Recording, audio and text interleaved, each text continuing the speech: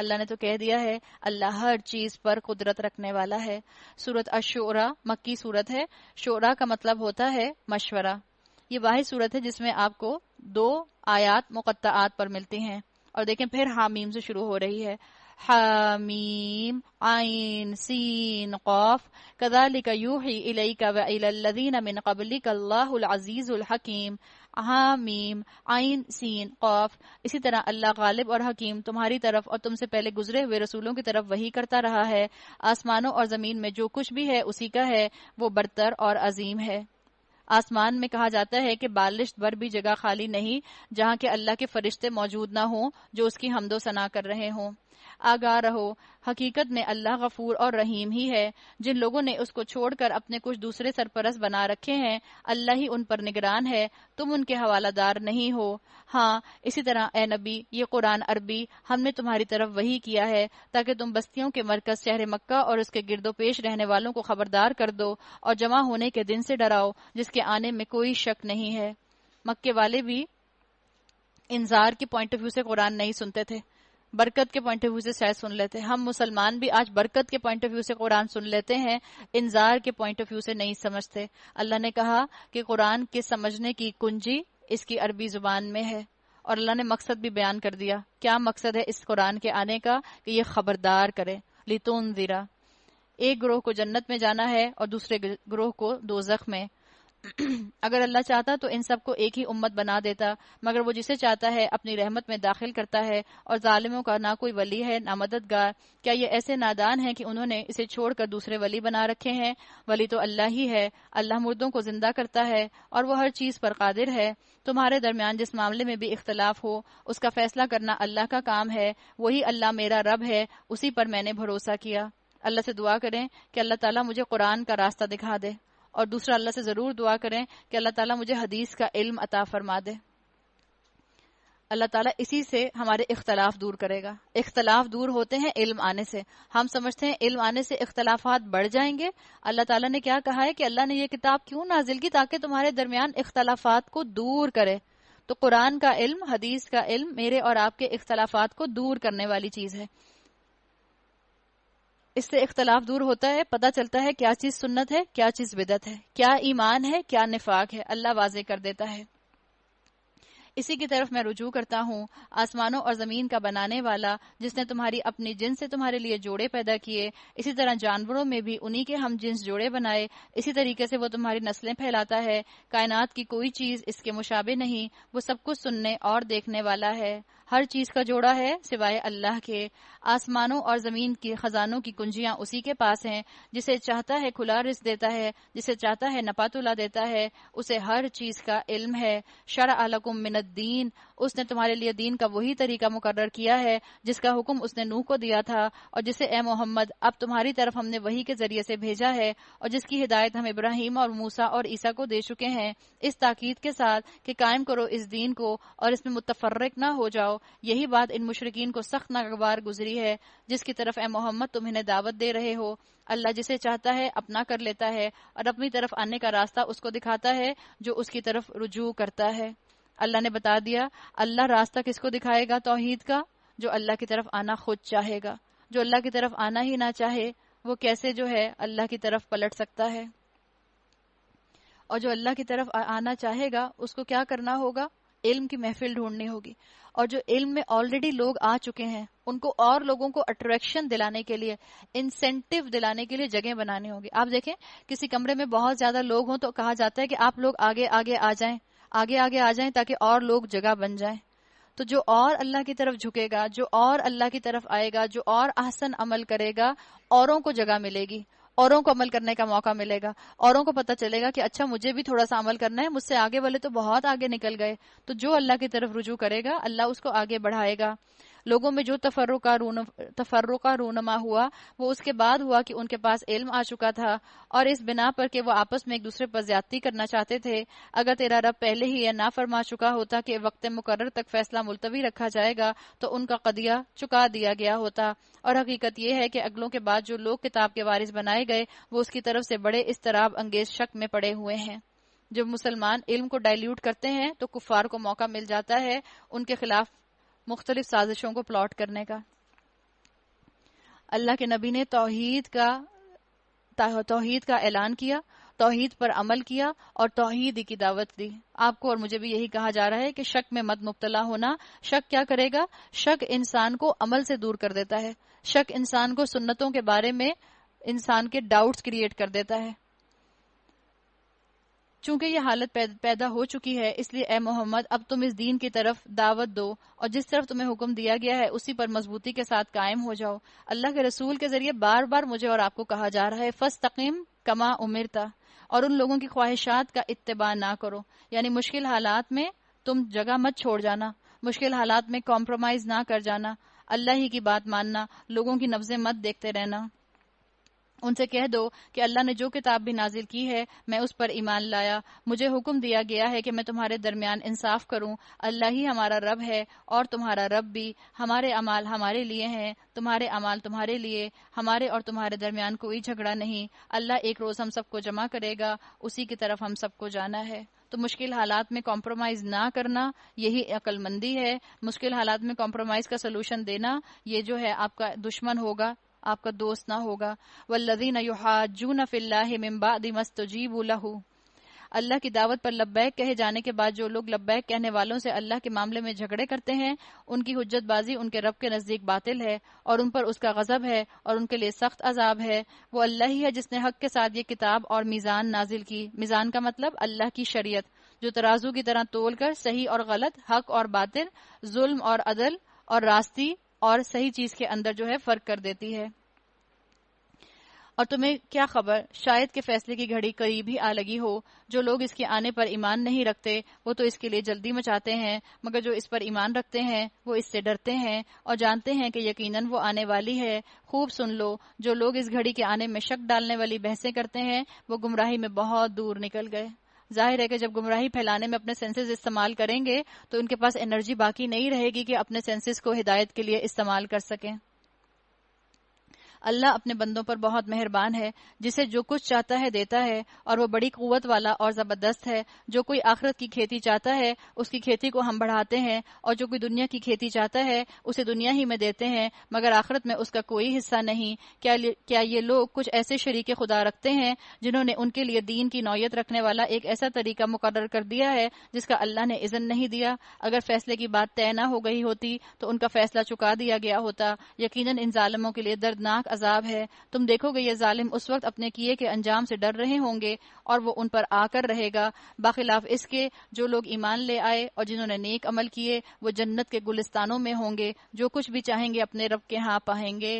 لہم ما یشاؤون عند ربہم، اپنے بچوں کو بتا دیں، بچے دنیا میں اپنی ٹیمپٹیشنز کو تھام نہیں سکتے، ان کو بتائیں یہ دنیا عارضی ہے، ان کو بتائیں یہاں پر خواہشات پوری کرنے کے لیے مجھے اور آپ کو نہیں بھیجا گیا، یہ دنیا دار الجزا ہے، دار الامتحان ہے، دار الجزا آگے آنا ہے۔ اور بچوں کو یہ آیت پڑھ کر بتائیں لہم ما یشاؤون عند ربہم، ہر چیز وہاں ملے گی تمہیں جو تم چاہو گے، ہر چیز، جس چیز کا دل میں اللہ نے تمہاری فطرت بنائی ہے، اللہ کو پتا ہے تمہارے اندر کیسی ٹیمپٹیشنز آئیں گی، جیسی ٹیمپٹیشنز آئیں گی اللہ ان کو فلفل کر دے گا۔ ذالک ھو الفضل الکبیر، یہی بڑا فضل ہے۔ جنہوں نے اپنے دین کے لیے اپنے کریئر چھوڑ دیے اللہ ان کو کمپنسیٹ نہ کرے گا۔ اللہ نے پہلے کہا تھا جہادن کبیر، یہ اس لیے اللہ ان کو دے رہا ہے کہ جو وہ چاہیں گے، اس لیے کہ انہوں نے اللہ کے راستے میں جہادن کبیر کیا ہے، وہ دائی اللہ بنے ہیں، انہوں نے قربانیاں دی ہیں، انہوں نے استقامت اختیار کی ہے، انہوں نے اپنی خواہشات کو چھوڑا ہے، اور جن خواہشات کی بعض دفعہ شریعت میں گنجائش تھی تب بھی چھوڑا تاکہ پیچھے آنے والوں کے لیے آسانیاں ہو جائیں، تو اللہ نے بھی ان کے لیے بڑا اجر بنا کر رکھا ہے تیار۔ یہ ہے وہ چیز جس کی خوشخبری اللہ اپنے ان بندوں کو دیتا ہے جنہوں نے مان لیا اور نیک عمل کیے۔ اے نبی ان لوگوں سے کہہ دو میں اس کام پر تم سے کسی اجر کا طالب نہیں ہوں، البتہ قرابت کی محبت ضرور چاہتا ہوں۔ جو کوئی بھلائی کمائے گا ہم اس کے لیے اس بھلائی میں خوبی کا اضافہ کر دیں گے، بے شک اللہ بڑا درگزر کرنے والا قدردان ہے۔ کیا یہ لوگ کہتے ہیں کہ اس شخص نے اللہ پر جھوٹا بہتان گھڑ لیا ہے؟ اگر اللہ چاہے تو تمہارے دل دل پر مہر کر دے. وَيَمْحُ اللَّهُ الْبَاطِلَ وَيُحِقُّ الْحَقَّ بِكَلِمَاتِهِ، وہ باطل کو مٹا دیتا ہے، حق کو اپنے فرمانوں سے حق کر دکھاتا ہے. وہ سینوں کے چھپے ہوئے راز جانتا ہے. وہی ہے جو اپنے بندوں سے توبہ قبول کرتا ہے اور برائیوں سے درگزر فرماتا ہے، حالانکہ تم لوگوں کے سب افعال کا اسے علم ہے. وہ ایمان لانے والوں اور نیک عمل کرنے والوں کی دعا قبول کرتا ہے اور اپنے فضل سے ان کو اور زیادہ دیتا ہے. رہے انکار کرنے والے، ان کے لیے سخت سزا ہے. اگر اللہ اپنے سب بندوں کو کھلا رزق دے دیتا تو وہ زمین میں سرکشی کا طوفان برپا کر دیتے، مگر وہ ایک حساب سے جتنا چاہتا ہے نازل کرتا ہے. یقیناً وہ اپنے بندوں سے باخبر ہے اور ان پر نگاہ رکھتا ہے. وہی ہے جو لوگوں کے مایوس ہو جانے کے بعد میਂہ برساتا ہے اور اپنی رحمت پھیلا دیتا ہے. وہی قابل تعریف ولی ہے. اس کی نشانیوں میں سے یہ زمین اور آسمانوں کی پیدائش اور یہ جاندار مخلوقات ہیں جو اس نے دونوں جگہ پھیلا رکھی ہیں. وہ جب چاہیں انہیں اکٹھا کر سکتے ہیں. اللہ کی شان بتا دی. اللہ کے بندے بنو، خوشی خوشی اللہ کے بندے بنو. اللہ تمہاری خوشیاں برباد کرنا نہیں چاہتا، اس پر بھروسہ رکھو. وہ تم کو بچانا چاہتا ہے، اس پر ٹرسٹ تو کرو. تمہارے لیے تو سب کچھ بنایا ہے اس نے، دنیا بھی اور جنت بھی. وما اصابکم من مصیبت فبما کسبت ایدیکم ویعفو عن کثیر. تم لوگوں پر جو بھی مصیبت آئی ہے تمہارے اپنے ہاتھوں سے کمائی ہوئی آئی ہے، اور بہت سے قصوروں سے وہ ویسے ہی درگزر کر جاتا ہے. تم زمین میں اپنے خدا کو عاجز کر دینے والے نہیں ہو، اور اللہ کے مقابلے میں تم کو کوئی حامی اور مددگار نہیں ملے گا. اس کی نشانیوں میں سے ہیں یہ جہاز جو سمندر میں پہاڑوں کی طرح نظر آتے ہیں. اللہ جب چاہے ہوا کو ساکن کر دے اور اس سمندر کی پیٹھ پر کھڑے کے کھڑے رہ جائیں. اس میں بڑی نشانیاں ہیں ہر اس شخص کے لیے جو کمال درجے کا صبر اور شکر کرنے والا ہو. یا ان پر سوار ہونے والوں کے بہت سے گناہوں سے درگزر کرتے ہوئے ان کے چند ہی کرتوتوں کی پاداش میں انہیں ڈبو دے. اس وقت ہماری آیات میں جھگڑے کرنے والوں کو پتہ چل جائے گا کہ ان کے لیے کیا جائے پناہ ہے. جو کچھ بھی تم لوگوں کو دیا گیا ہے وہ محض دنیا کی چند روزہ زندگی کا سر و سامان ہے، اور جو کچھ اللہ کے ہاں ہے وہ بہتر بھی ہے اور پائیدار بھی. وہ ان لوگوں کے لیے ہے جو ایمان لائے ہیں اور اپنے رب پر بھروسہ کرتے ہیں. یہ مومنین کو ہی نظر آتا ہے جن کا ایمان بالغیب بہت مضبوط ہوتا ہے. انہی کو جنتوں کے وعدے جو ہیں وہ سنائی دیتے ہیں. اللہ نے کہا والذین، یہ کون ہے مومن جو اللہ پر بھروسہ کرتے ہیں؟ یہ کون ہوتے ہیں؟ ان کی آگے صفات بتائیں.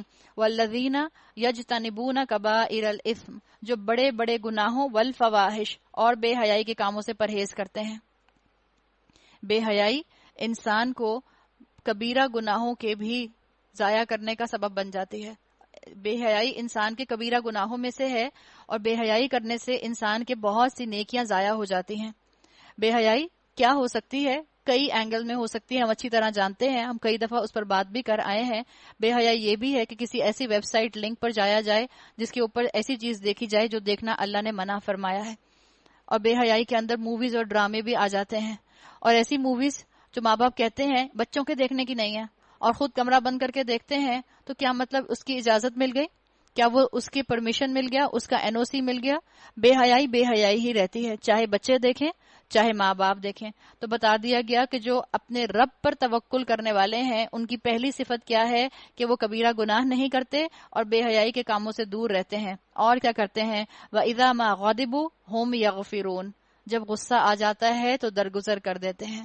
یہ نہیں کہا کہ ان کو غصہ نہیں آتا، غصہ آتا ہے، پی جاتے ہیں اللہ کی خاطر، برداشت کر جاتے ہیں، خاموش ہو جاتے ہیں. جب دیکھتے ہیں کہ سامنے والا غصہ کر رہا ہے، سامنے والے کے غصے کے اوپر غصہ نہیں کرتے بلکہ صبر کر لیتے ہیں. اور کیا کرتے ہیں؟ والذین استجابوا لربہم، جو اپنے رب کا حکم مانتے ہیں، واقاموا الصلاۃ، نماز قائم کرتے ہیں، وامرہم شوری بینہم، آپس کے معاملات میں مشورے کرتے ہیں، یعنی برین سٹارمنگ کرتے ہیں، مل جل کر فیصلے کرتے ہیں. اسلام ڈکٹیٹرشپ یا ایبسولوٹ ڈیموکریسی کی بات نہیں کرتا، ان دونوں کے درمیان بات کرتا ہے. برین سٹارمنگ کرو، مشورہ کرو، ٹیم کو ساتھ لے کر چلو. کوئی اپنی عقل کو کل عقل نہ سمجھے، بلکہ مشورہ جو ہے وہ امانت ہوتا ہے. اگر کوئی آپ کو اچھا مشورہ دے تو اس پر ضرور عمل کریں. اور کیا کرتے ہیں؟ وَمِمَّا رَزَقْنَاهُمْ يُنْفِقُونَ، ہم نے جو کچھ رزق ان کو دیا ہے اس میں سے خرچ کرتے ہیں. اور وَالَّذِينَ إِذَا أَصَابَهُمُ الْبَغْيُ هُمْ يَنْتَصِرُونَ، جب ان پر زیادتی کی جاتی ہے اس کا مقابلہ کرتے ہیں. کیا مطلب ہے؟ سٹنگ ڈکس نہیں بنتے، پنچنگ بیگز نہیں بنتے. حدیث میں آتا ہے اگر تمہیں لگتا ہے کہ معاف کر دینے سے سامنے والے کو اس کی اصلاح ہو سکتی ہے تو اس کو معاف کر دو، اور اگر تمہیں لگتا ہے کہ بدلہ لے لینے سے اس کی اصلاح ہو سکتی ہے تو تم بدلہ لے لو. تو یہاں یہ بتا دیا گیا ان اللہ پر توکل کرنے والوں کی خوبی میں سے ایک خوبی کہ وہ کیا کرتے ہیں، جب زیادتی کی جاتی ہے تو اس کا مقابلہ کرتے ہیں.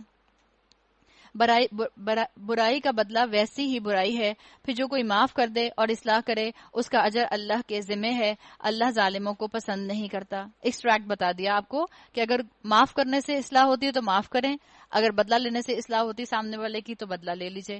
جو لوگ ظلم ہونے کے بعد بدلہ لیں ان کو ملامت نہیں کی جا سکتی. ملامت کے مستحق تو وہ ہیں جو دوسروں پر ظلم کرتے ہیں اور زمین میں ناحق زیادتیاں کرتے ہیں. ایسے لوگوں کے لیے دردناک عذاب ہے.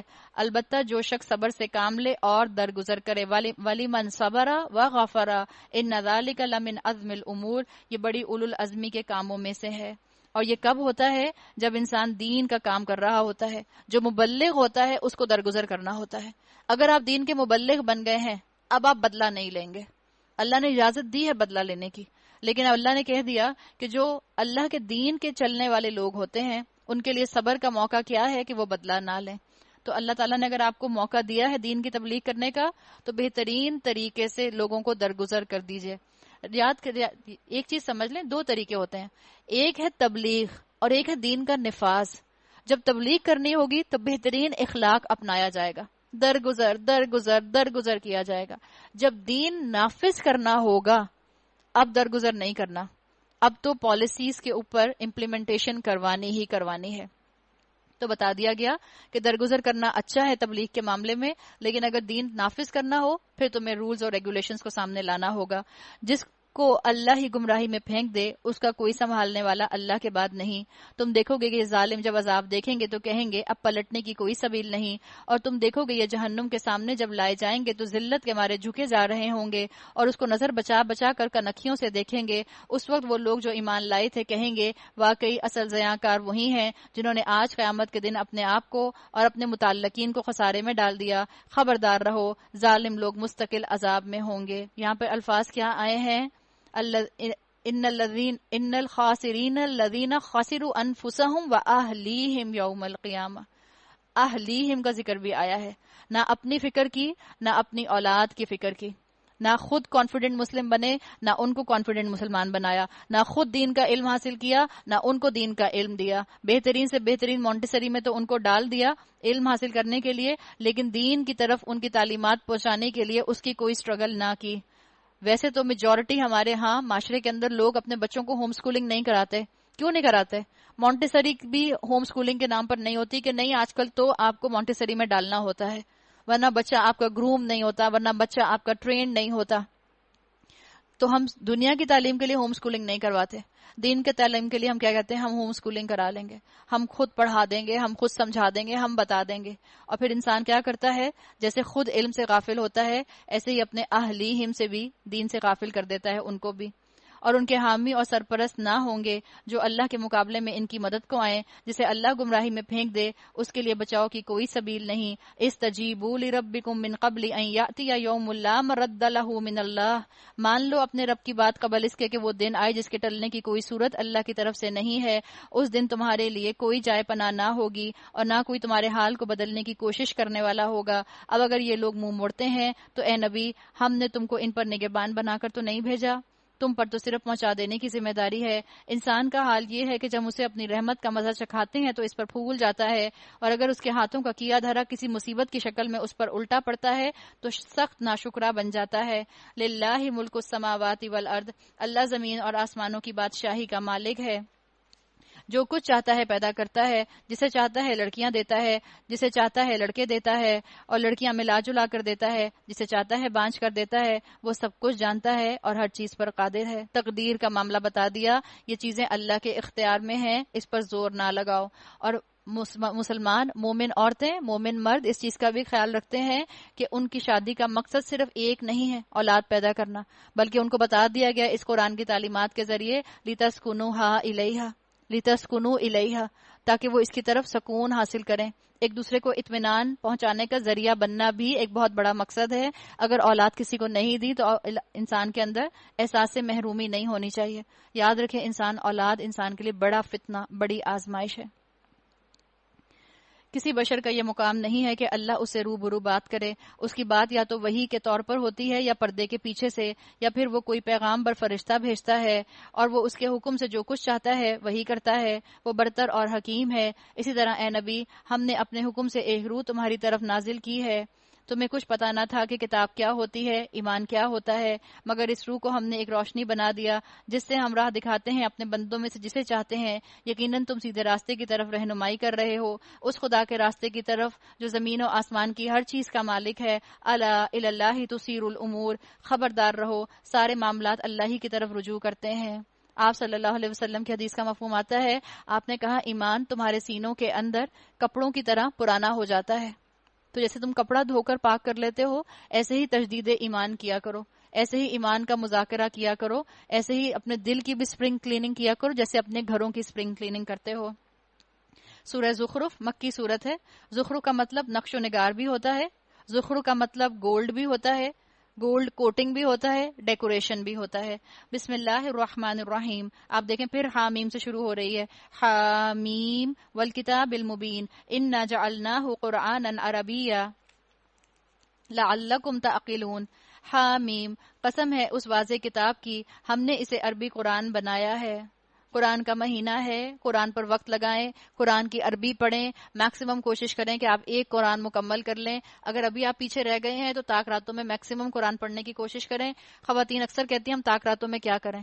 آپ 2 رکعت نیت کریں، 2 رکعت نفل سمپل، اور اس کے بعد آپ قرآن پڑھیں. 1 رکوع 2 رکوع جتنے آپ آسانی سے پڑھ سکتی ہیں. پھر 2 رکعت پڑھیے، پھر قرآن کی تلاوت کیجیے، پھر 2 رکعت پڑھیے، پھر قرآن کی تلاوت کیجیے. تو آپ کی عبادت اور تلاوت ساتھ ساتھ چلتی رہے گی. ہمیں قرآن اتنا حفظ نہیں ہوتا، ہم لمبا لمبا قیام نہیں کر سکتے. تو بہت اچھا طریقہ ہے کہ آپ اس مہینے کو بس قرآن کا مہینہ بنا لیں.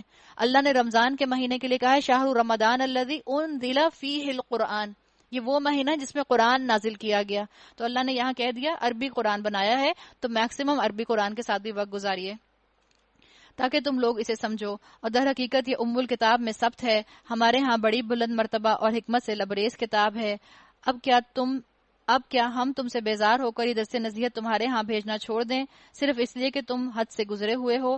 پہلی گزری ہوئی قوموں میں بھی بارہا ہم نے نبی بھیجے، کبھی ایسا نہیں ہوا کہ کوئی نبی ان کے ہاں آیا ہو اور انہوں نے اس کا مذاق نہ اڑایا ہو. پھر جو لوگ ان سے بدرجہ زیادہ طاقتور تھے انہیں ہم نے ہلاک کر دیا. پچھلی قوموں کی مثالیں گزر چکی ہیں. اگر تم ان لوگوں سے پوچھو کہ زمین اور آسمانوں کو کس نے پیدا کیا ہے، یہ خود کہیں گے انہیں اس زبردست علیم ہستی نے پیدا کیا ہے. وہی نا جس نے تمہارے لیے اس زمین کو گہوارہ بنایا، اس میں تمہاری خاطر راستے بنا دیے تاکہ تم اپنی منزل مقصود راہ پا سکو. جس نے ایک خاص مقدار میں آسمان سے پانی اتارا، اس کے ذریعے سے مردہ زمین کو جلا اٹھایا، اور اسی طرح ایک روز تم زمین سے برآمد کیے جاؤ گے. تو دنیا میں جب اللہ تعالیٰ نے راستے بنا دیے ہیں تمہارے چلنے کے لیے، تو کیا اللہ تمہاری ہدایت کے لیے راستے نہ بناتا؟ کیا اللہ تمہیں ایسے راستے نہ دیتا جن پر چل کر تم جنت تک پہنچ سکتے؟ وہی جس نے تمہارے لیے جوڑے پیدا کیے، جس نے تمہارے لیے کشتیوں اور جانوروں کو سواری بنایا تاکہ تم ان کی پشت پر چڑھو اور جن پر بیٹھو تو اپنے رب کا احسان یاد کرو اور کہو سبحان الذی سخر لنا ھذا وما كنا له مقرنین وانا الی ربنا لمنقلبون. پاک ہے وہ جس نے ہمارے لیے ان چیزوں کو مسخر کر دیا ورنہ ہم انہیں قابو میں لانے کی طاقت نہ رکھتے تھے، اور ایک روز ہمیں اپنے رب کی طرف پلٹنا ہے. بتا دیا گیا کہ جب آپ سفر پر نکلیں یہ دعا پڑھ کر نکلیں. کسی بھی سواری پر آپ ہوں یہ دعا پڑھ لیجئے. یاد رکھیں سواری اہم نہیں ہوتی. ہم نہ اپنی سواری کو دیکھ کر کسی سپیریئر کمپلیکس کا شکار ہوں، نہ کسی کی سواری کو دیکھ کر ہمارے اندر جو ہے یہ جذبہ آئے کہ اس کی سواری حقیر اور ہماری اعلیٰ. اللہ تعالیٰ نے یہ بتا دیا ہے کہ منزل اہم ہوتی ہے. اصل کیا ہے؟ اللہ نے کہا وَإِنَّا إِلَىٰ رَبِّنَا لَمُنْقَلِبُونَ، ہم اصل میں اللہ کی طرف پلٹنے والے ہیں. تو سواری کس منزل پر لے کر جا رہی ہے یہ اہم ہوتا ہے. ہم انسان اتنے کمزور ہیں کہ ہم چیزوں کے اصل پر غور نہیں کرتے، ظاہر میں الجھ کر رہ جاتے ہیں. جو طالب علم ہے، جو مجاہد ہے، اسے نہ مرسیڈیز نقصان دے گی نہ اسے رکشہ نقصان دے گا. اس کی فکر نہ کریں کہ اللہ نے آپ کو مرسیڈیز میں بٹھایا، اس کی فکر کریں یہ دیکھیں کہ آپ اس مرسیڈیز میں بیٹھ کر کہاں جا رہی ہیں. کوئی سائیکل پر بیٹھ کر جوا کھیلنے جاتا ہے، اس نے اپنا جانا جو ہے وہ ضائع کر دیا اور اس نے اپنا وقت ضائع کر دیا. کوئی سائیکل پر بیٹھ کر درس قرآن سننے آتا ہے، اس نے اپنا سننا سنانا جو ہے اللہ کے ہاں جو ہے ریکارڈ کروا لیا. اصل چیز سواریوں کی نہیں، اصل چیز تمہاری نیت، خلوص اور اس چیز کی ہے کہ تم کس منزل کی طرف جا رہے ہو. یہ سب کچھ جانتے اور مانتے ہوئے بھی ان لوگوں نے اس کے بندوں میں سے بعض کو اس کا جز بنا ڈالا۔ حقیقت یہ ہے کہ انسان کھلا احسان فراموش ہے۔ کیا اللہ نے اپنی مخلوق میں سے اپنے لیے بیٹیاں انتخاب کی اور تمہیں بیٹوں سے نوازا؟ حال یہ ہے کہ جس اولاد کو یہ لوگ اس خدائے رحمان کی طرف منسوب کرتے ہیں، اس کی ولادت کی خوشخبری جب خود ان میں سے کسی کو دی جاتی ہے تو اس کے منہ پر سیاہی چھا جاتی ہے اور وہ غم سے بھر جاتا ہے۔ کیا اللہ کے حصے میں وہ اولاد آئی جو زیوروں میں پالی جاتی ہے اور بحث اور حجت میں اپنا مدعا پوری طرح واضح نہیں کر سکتی؟ اصل میں یہ عربوں کا قول تھا۔ وہ کہا کرتے تھے کہ لڑکے تلواروں سے کھیلتے ہیں، لڑکیاں جو ہیں وہ زیور پہنتی ہیں۔ ہم جانتے ہیں اللہ تعالیٰ نے سونا، زیور، عورت کے ہار سنگھار کے لیے سب جائز قرار دے دیا ہے، تو اللہ سے اس نعمت پر خوش ہوں۔ یہ جملہ پڑھ کے کہ اللہ نے قرآن میں لکھا ہے، یہ مت سمجھیں کہ آپ کی کمی بیان کی گئی ہے کہ جو زیوروں میں پالی جاتی ہے۔ خوش ہوں کہ اللہ نے زینت آپ کے لیے بنائی ہے، خوش ہوں کہ اللہ نے آپ کو خوش کرنے کے لیے دنیا میں کیسی نعمتیں دے دی ہیں۔ اور دوسری بات یہاں پر جو آئی، بحث و حجت میں اپنا مدعا بیان نہیں کر سکتی، اس پر بھی خوش ہوں۔ اچھا ہے کہ میں بحث مباحثہ کرنے والوں میں شامل نہیں ہوں۔ آپ دیکھیں شوہر اور بیوی لڑتے ہیں تو پہلے کون روتا ہے، شوہر یا بیوی؟ بیوی روتی ہے، تھوڑی شوہر رونا پڑے، مجھے نہیں پتا، تم نے مجھے رلا دیا، اب میں جا رہا ہوں، میں تم سے بات نہیں کروں گا۔ شوہر نہیں روتے ہیں، بیویاں روتی ہیں۔ اچھی بات ہے، ان کو بحث کرنی نہیں آتی۔ اگر اللہ کی بندیاں بحث کریں گی، اپنا بھی بلڈ پریشر ہائی کریں گی، اپنے شوہر کا بھی کریں گی اور ماحول بھی ٹینس ہوگا۔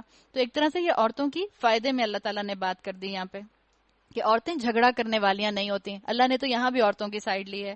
انہوں نے فرشتوں کو جو خدائے رحمان کے خاص بندے ہیں عورتیں قرار دے لیا۔ کیا ان کے جسم کی ساخت انہوں نے دیکھی ہے؟ ان کی گواہی لکھ لی جائے گی اور انہیں اس کی جواب دہی کرنی ہوگی۔ یہ کہتے ہیں اگر خدائے رحمان چاہتا کہ ہم ان کی عبادت نہ کریں تو ہم کبھی ان کو نہ پوچھتے۔ یہ اس معاملے کی حقیقت کو قطعی نہیں جانتے، محض تیر تکے لڑاتے ہیں۔ کیا ہم نے اس سے پہلے کوئی کتاب ان کو دی تھی جس کی سند اپنی ملائکہ پرستی کے لیے یہ اپنے پاس رکھتے ہوں؟ نہیں، بلکہ یہ کہتے ہیں ہم نے اپنے باپ دادا کو ایک طریقے پر پایا ہے اور ہم انہی کے نقش قدم پر چل رہے ہیں۔ اسی طرح تم سے پہلے جس بستی میں ہم نے کوئی نذیر بھیجا، اس کے کھاتے پیتے لوگوں نے یہی کہا، ہم نے اپنے باپ دادا کو اسی طریقے پر پایا ہے اور ہم انہی کے نقش قدم کی پیروی کر رہے ہیں۔ اے نبی، ہر نبی نے ان سے پوچھا کیا تم اس ڈگر پر چلے جاؤ گے، خواہ وہ تمہیں اس راستے سے زیادہ صحیح راستہ بتاؤں جس پر تم نے اپنے باپ دادا کو پایا ہے؟ انہوں نے سارے رسولوں کو یہی جواب دیا، جس دین کی طرف بلانے کے لیے تم بھیجے گئے ہو ہم اس کے کافر ہیں۔ پھر کیا ہوا؟ فانتقمنا، فا آیا ہے، اللہ نے بھی فوراً پکڑا ان کو۔ فانتقمنا منہم فانظر کیف کان عاقبۃ المکذبین، آخرکار ہم نے ان کی خبر لے ڈالی اور دیکھ لو کہ جھٹلانے والوں کا کیا انجام ہوا۔ اللہ تعالیٰ مجھے اور آپ کو سنتوں کو زندہ کرنے والا بنائے، اور اللہ نہ کرے کہ ہم اپنے باپ دادا کی ان روایات اور رسموں کے پیچھے ایسے چپک کر رہ جائیں کہ سنتوں کو زندہ نہ کر سکیں اور بدعتوں کے پیچھے جا کر گمراہی کا راستہ اپنے لیے اڈاپٹ کر لیں۔ اللہ ہمیں ایسے انجام سے محفوظ رکھے۔ بارک اللہ لی ولکم فی القرآن الحکیم ونفعنی وإیاکم بآیات وذکر الحکیم۔ سبحانک اللہم وبحمدک، نشہد ان لا الہ الا انت، نستغفرک ونتوب الیک۔ السلام علیکم ورحمۃ اللہ وبرکاتہ۔